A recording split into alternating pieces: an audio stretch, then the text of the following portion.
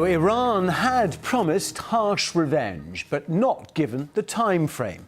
In the end, Operation Mata Soleimani, in retaliation for the assassination of its Quds general, came quickly in a salvo of missiles on air bases housing American forces in Iraq.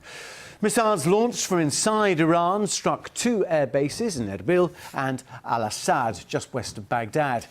Iran says 80 American terrorists were killed. But President Trump tweeted that all was well and said casualties and damage were being assessed. He'll make a statement at the White House later. But does this draw a line under hostilities going forward? Our Middle East editor Jeremy Bowen is in Baghdad.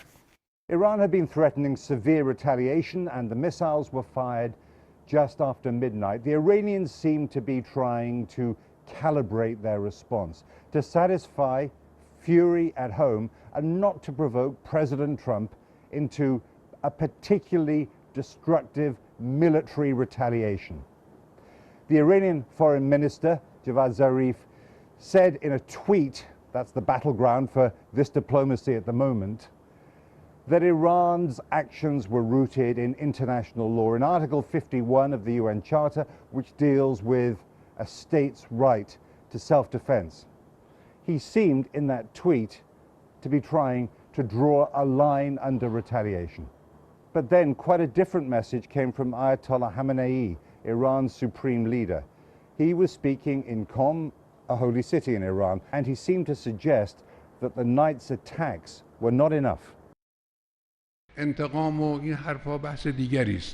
Revenge, that's something else. What happened last night was just a slap in the face. That's something else. The Ayatollah said the corrupting presence of the United States had to be removed from the region. The crowd chanted, "God is greatest," and "Death to America." Even if this is the beginning of the end of the crisis caused by the assassination, the long-term conflict between Iran and the US continues to edge towards war, and that process won't stop without some kind of diplomacy leading to a political deal. There seemed to be one back in 2015 when they signed the Iran nuclear agreement, but President Trump pulled out of that a couple of years ago, and since then this crisis has grown and grown. There remains a really serious danger of war. This remains one of the world's most dangerous and unstable conflicts.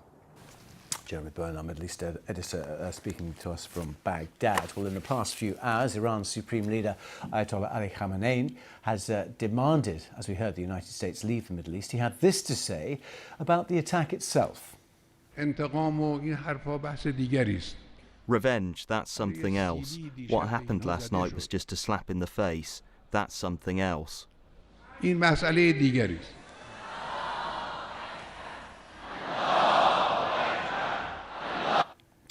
Ayatollah Ali Khamenei. Let's speak to our security correspondent Frank Gardner. As Jeremy was saying, Frank, I mean, slightly different messages coming from the supreme leader and from Iran's foreign minister. What are you reading to that? Well, really, I think it's symptomatic of the two Irans. There is what I call the front of house, the fairly sort of emollient statements, relatively mild and moderate, coming from people like the foreign minister, Javad Zarif, who says, you know, we've concluded this, that let's draw a line on this, that's the end of it. But the deep state, the security, intelligence and revolutionary guards establishment in Iran, the hardliners, they're not going to let it rest there. What we've seen now is the end of phase one. This is the overt Iranian response. Very much for domestic consumption. There we've hit a slap in the face to America. We've punished them. The domestic narrative is that 80 Americans have been killed. I don't think anything like that is true. We haven't even heard of any casualties. But that isn't the end of it. Over the next few weeks and months, they will continue to harass and harry US forces in the region, not just in Iraq, but in other places as well.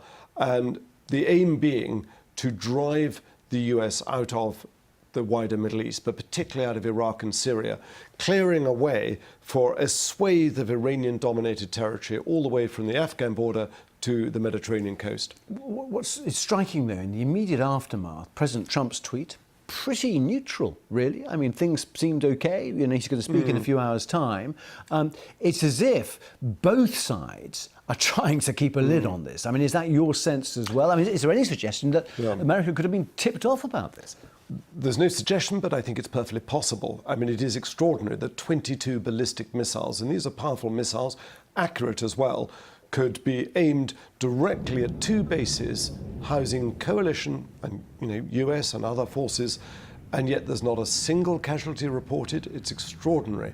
So if you look as well at the attack that took place in Saudi Arabia in September, 25 missiles, cruise and drones, hit precise bits of machinery in the Saudi oil refinery infrastructure that crippled that output, knocked out half the output in just the space of a few minutes. So when the Iranians want to do something, I mean, they denied that, they say it was the Houthis, but most experts say the Houthis weren't capable of doing that. When the Iranians want to do something, they're pretty accurate. They think very carefully about it. And remember that the Quds force that Qasem Soleimani commanded, this is their bread and butter. This is what they do. They are expert at covert operations and military operations, very carefully planned, often deniable, what's called black ops. What should we read into the fact also that the hardlines of Revolutionary Guard have admitted being behind this? Because that is new, isn't it? Because normally this has all been played out in some sort of shadowy proxy fight. I think there is an acceptance in Washington that given the massive impact that the killing of Qasem Soleimani has had on Iran and the huge crowds, the outpouring of not just grief but calls for vengeance that we saw, they had to do something pretty big and overt and say, yes, we've struck back at it. So yes, you're right. It's unusual. It's exceptional for them to do it. I don't think we're going to see, unless there is an American retaliation, I doubt we're going to see another overt Iranian attack. But we will see some mysterious attacks that properly have the hand of Iran behind them, but it's be hard to actually pin it to its door. Okay, right. So Frank, for now, thank you very much indeed.